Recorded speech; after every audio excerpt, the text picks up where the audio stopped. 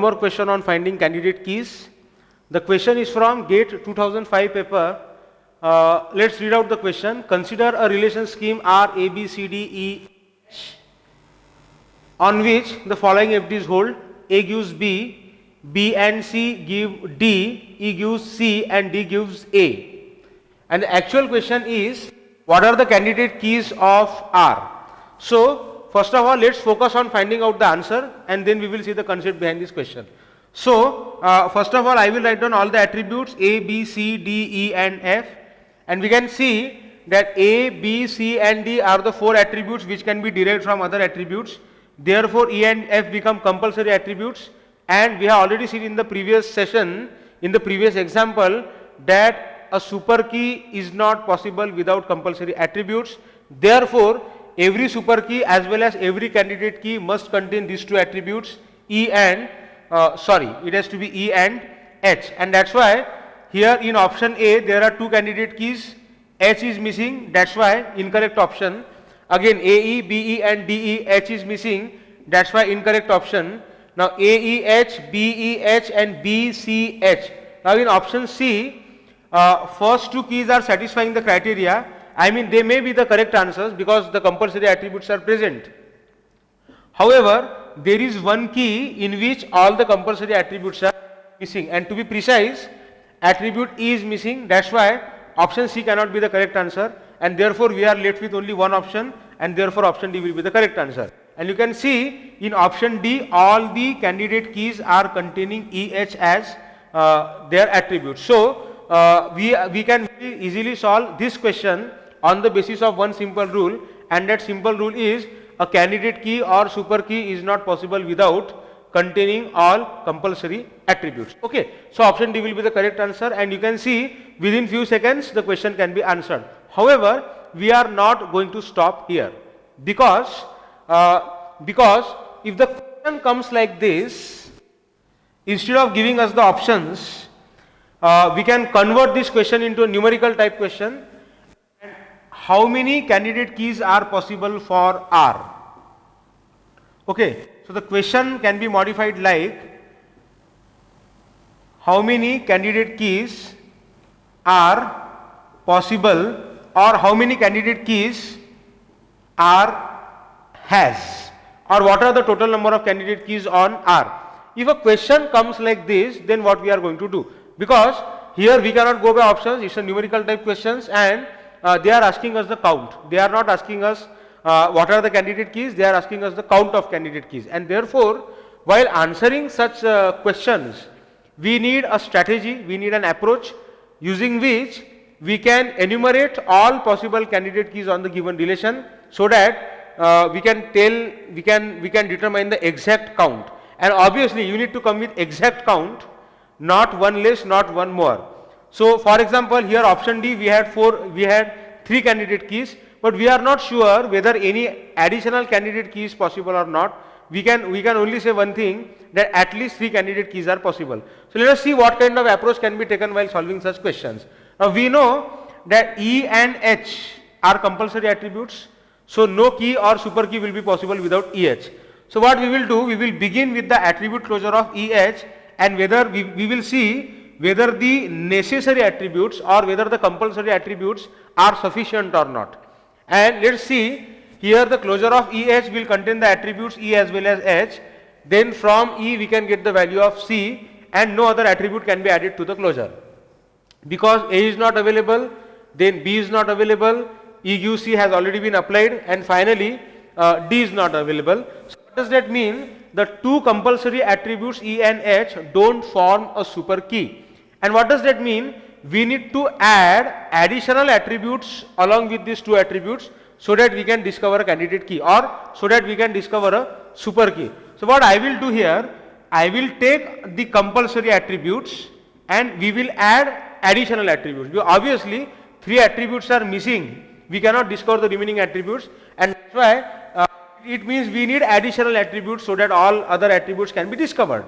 Okay, so let's add the attributes one by one. So while adding the attributes, you add the minimum possible number of attributes. Don't add all the attributes together. So what I will just add A alone, then along with EH we will add B alone, then along with EH we will add C alone, and finally along with EH we will add D alone. So let us check whether these combinations will give all possible, all the 6 attributes or not. So we will start with the closure of AEH.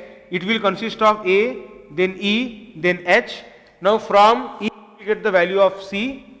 Okay. Then from A we will get the value of B. So A is available. So from A we can get the value of B, and finally from B and C together we can get the value of D. Again note, B and C were not available initially, but initial attributes were only AE and H, but we got BC from the value of AEH, and from BC you can get the value of D, and that's why after discovering D the attributes will be complete, and we can say that AEH closure is equal to all the 6 attributes is equal to star. Finally, after that we can conclude that AEH is a super key. Okay, and not only super key, because we have added just one attribute, it means that it's a key also. Okay, and what will be the argument here? E is not redundant attribute because E is a compulsory attribute.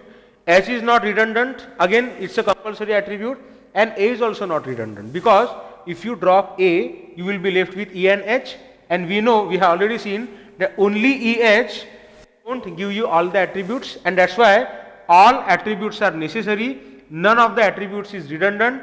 Therefore, it's not only a super key, it's also a minimal super key, and therefore it's a candidate key. Okay, so AH becomes a candidate key. Similarly, let's try to take the closure of B, E and H. Initially, we will begin with B, E, H.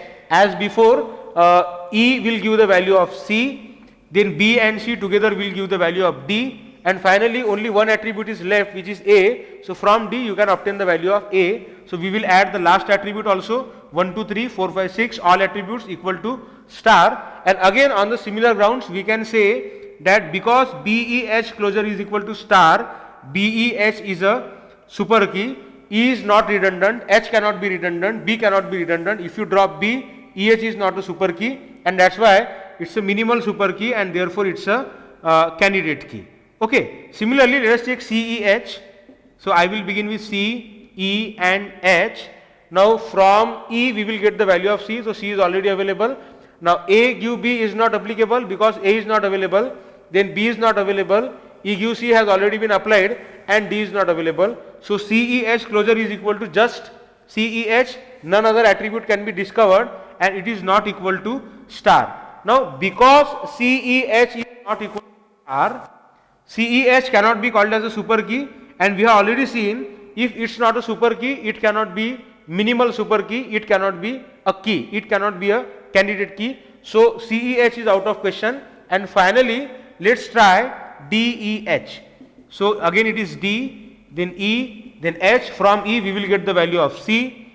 Okay, then from D we will get the value of A, and finally using FD1 we will get the value of B. Again all 6 attributes are obtained, it is equal to star. Because of the similar reasons, DEH will become super key, it will become minimal super key, and therefore it will become candidate key. So what we did, we added a single attribute to the compulsory attributes, and we got 3 candidate keys, AEH, BEH and DEH. Okay.